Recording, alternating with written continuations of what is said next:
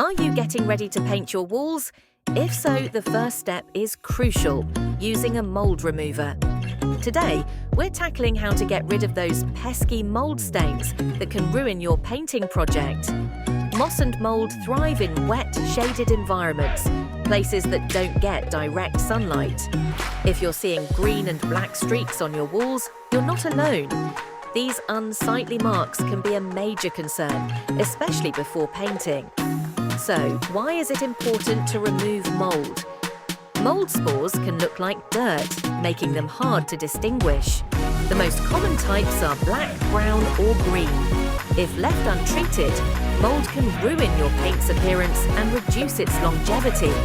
When mould establishes itself, it penetrates the existing paint layers, weakening adhesion and degrading the overall look. This can lead to costly repairs down the line. Removing mould not only improves the look of your walls, but also ensures the longevity of your new paint job. Here's how to do it. Start by wiping down the area to remove any lightly adhering debris. Use a moss and mould killer diluted with clean water on the affected areas. Once the mould is gone, treat the area properly before applying your paint. If you're unsure or dealing with extensive mould, consider hiring a professional cleaning service. Experts can effectively remove mould using safe methods like chlorine or oxygen bleach, ensuring a thorough job.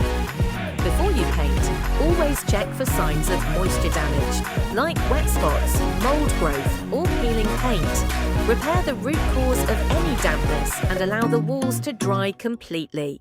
Taking care of both your outdoor and indoor walls is essential. For expert support, reach out to Urban Care. Thanks for watching. If you found this video helpful, please like and subscribe for more home improvement tips.